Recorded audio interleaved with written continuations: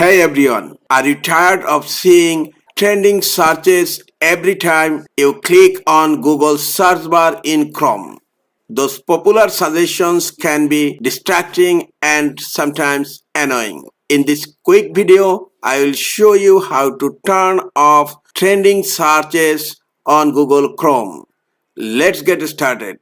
In Google Chrome search, type search settings. Now hit enter. The first link, search setting.